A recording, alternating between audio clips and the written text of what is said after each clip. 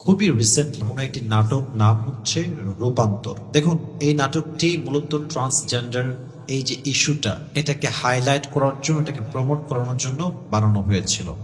কিন্তু মুসলমানদের ঐক্যবদ্ধ হওয়া, মুসলমানদের সম্মিলিত প্রতিবাদ এবং আমাদের সোচ্চার হওয়া এই নাটকটাকে ডিলিট করতে ইউটিউব থেকে তারা বাধ্য হয়েছে। আমার এখানে কিছু বক্তব্য আছে, আমি খুব ক্লিয়ারলি বলবো।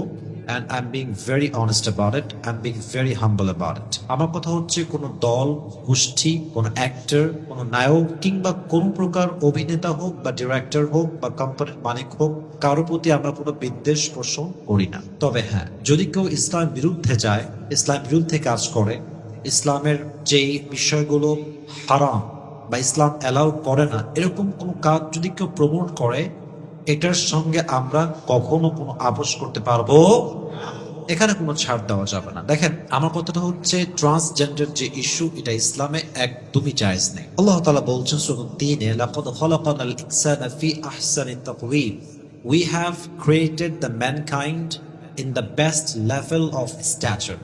আমি মানুষকে সবচেয়ে উত্তম রূপে বানিয়েছি। আরাকায়াতে আসছে, যে মানুষ তার নিজের রূপে, আল্লাহ প্রদত্ত রূপ বাদ দিয়ে অন্য পরিবর্তন আনতে চায়, এই কাজটা হচ্ছে শয়তানের কাজ। এটাকে আল্লাহ কখনো পছন্দ করেন না, আল্লাহ এটাকে কখনো বান্দার থেকে তিনি এক্সপেক্ট করেন না। এখন যে নাটকগুলো বের করা হচ্ছে, ছেলের থেকে মেয়ে হওয়া, মেয়ের থেকে ছেলে হওয়া, এই যে একটা প্রমোট করা, এটা পরিপূর্ণ ইসলামের সাথে সাংঘর্ষিক। আমার কথা হচ্ছে, এই যে ট্রান্সজেন্ডার ইস্যু এবং তৃতীয় লিঙ্গ অর্থাৎ হিজরা ইস্যু, দুইটা কিন্তু সেম নয়। হিজরা হচ্ছে বাই বার্থ সে একজন হিজরা বা সে একজন গে, আর ট্রান্সজেন্ডার ইস্যুটা হচ্ছে আমি একজন ছেলে, but I feel just like I am a girl. আমার সব অনুভূতি হচ্ছে মেয়েদের মতো, ভেতরে আমি ফিল করছি মেয়ের মতো।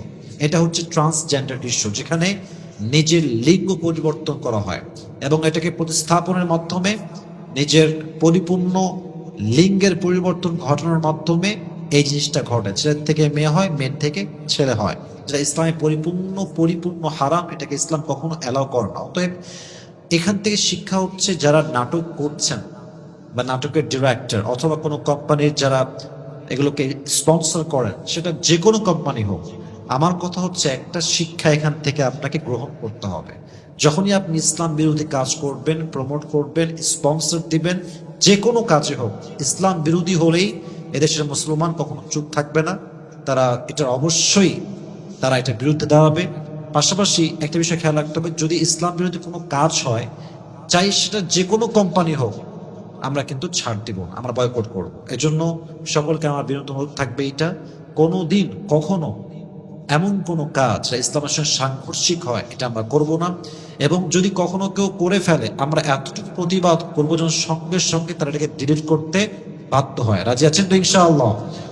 সর্বশেষ কথা হচ্ছে, যে বা যারা বানিয়েছে বা যে অভিনেতা, আমি একজন ইসলামিক লেকচারার হিসেবে এটা সাজেশন দিচ্ছি, this is my personal point of view. I don't know whether you will go to agree or not. আমি জানি না আপনারা একমত হবেন কিনা, বাট আমি জাস্ট আমারটা বলছি। পরিপূর্ণ আপনার উপর ডিপেন্ড করছে, আপনাকে নেবেন কি নেবেন না। কোনো অ্যাক্টরকে তার ভুলের জন্য বাবা মা তুলে গালি দেওয়া, তার পরিবারকে আঘাত করা, তার ব্যক্তিত্বে আঘাত করা, এটা ইসলাম কখনো সমর্থন করে না। দেখুন, ট্রান্সজেন্ডারের বিরুদ্ধে আমি সোচ্চার, আপনিও সোচ্চার, আমরা সবাই সোচ্চার, কোনো ছাড় হবে না। কিন্তু কোনো ব্যক্তি যখন অভিনয় করছে টাকার বিনিময়ে, নিশ্চিত সে ভুল করেছে, অবশ্যই সে অন্যায় করেছে। বাট এর মানে এটা নয় যে আমি মুসলমান থেকে বাবা মা তুলে তার ব্যক্তিত্বে আঘাত দিয়ে তার পরিবার নিয়ে কথা বলবো। ইসলাম কখনো আমাকে এই শিক্ষাটা দেয় না।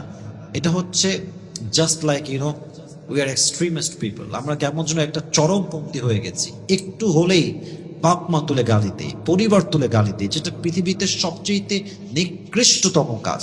কোন একজন অভিনেতা, সে অভিনয় করছে, তার কাজটা ইসলামে জায়েজ নেই, এটা বুঝলাম, বাট সেও একজন মানুষ।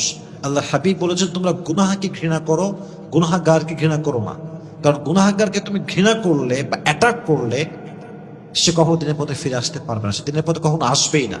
কিন্তু আমাদের ব্যবহার যদি ভালো হয়, বোঝানোর সিস্টেম যদি সুন্দর হয়, ম্যানার ঠিক থাকে, ভাষা ঠিক থাকে, এটা হতে পারে যে ব্যক্তি দিনের পরিপূর্ণ বাহিরে, ইসলামের একদম বাহিরে আমাদের ব্যবহার, আচার, আচরণ, ভাষা, এই মার্জিত আমাদের ভাব থেকে হতে পারে সেও ইসলামের পথে ফিরে আসবে আল্লাহ আমাদের সবাইকে ভালো ব্যবহারের মাধ্যমে কিংবা প্রতিবাদের মাধ্যমে, সঠিক প্রতিবাদের মাধ্যমে পরিপূর্ণ ইসলামের কাজ করার তৌফিক দান করুন। সকলে পড়া আমিন।